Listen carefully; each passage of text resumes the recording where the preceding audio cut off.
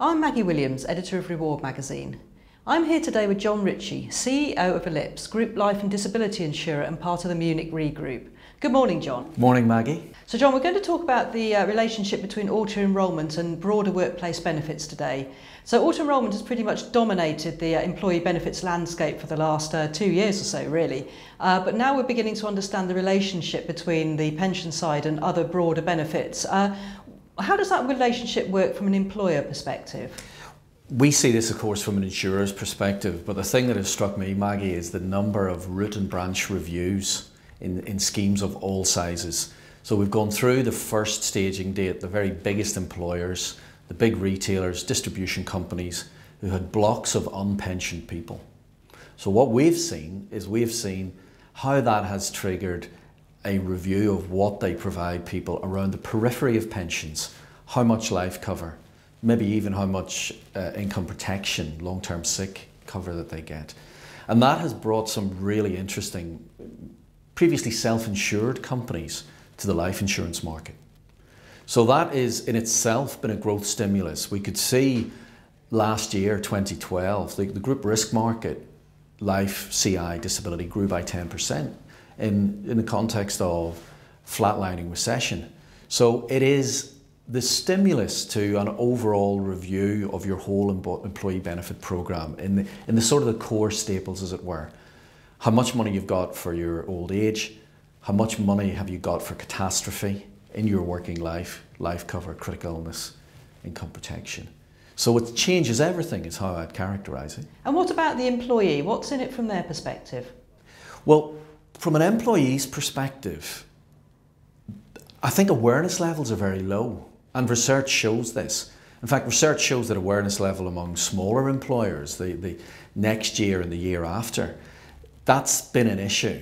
So the Dragon's Den, people wandering around saying your employer has to put money into a pension pot for you, hasn't really worked.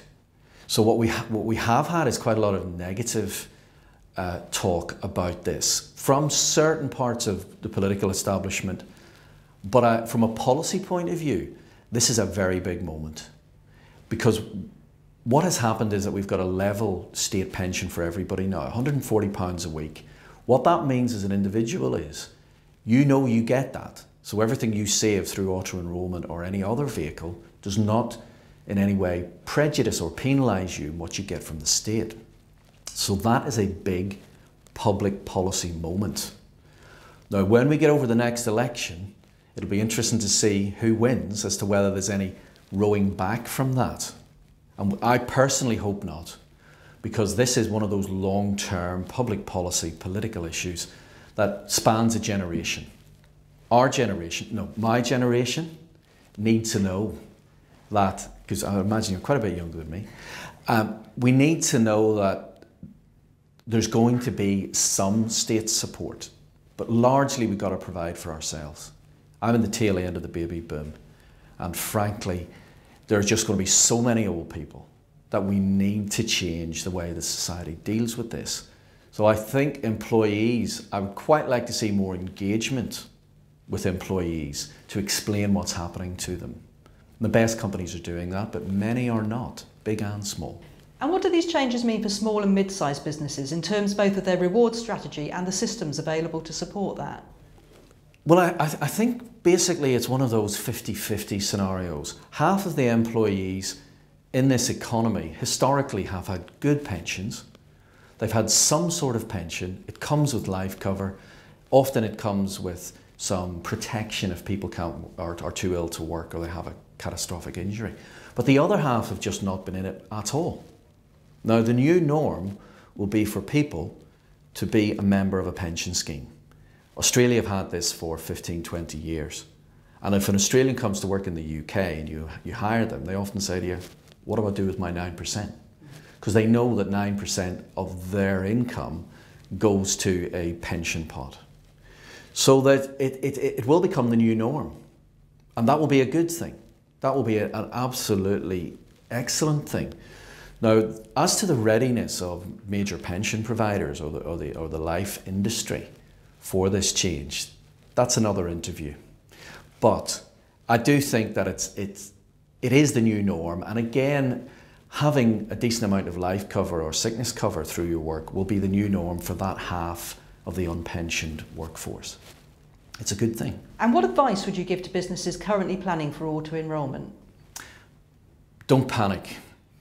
Don't listen to the panic, and also don't get caught up in this "it's more red tape" reactionary comment. Everybody has to do real-time filing with the revenue now, and they do that electronically. So they should basically say, it's already a platformed world. I have to have software and systems that enable me to file electronically with the revenue. Auto-enrollment, or even a reward or a HR system that is tagged onto that, is just an extension of that already platformed environment. So don't panic. Ask your accountant, ask your advisor, ask anybody who provides payroll or benefit software to you already. Ask them about whether there's something that could be a multi-purpose middleware for all of these things. So I would say plan, think about joining your data up. Join your payroll to your HR and benefit middleware. Then think about how can I access pensions and other benefits efficiently because I have the data on a platform. And I think they'll be pleasantly surprised.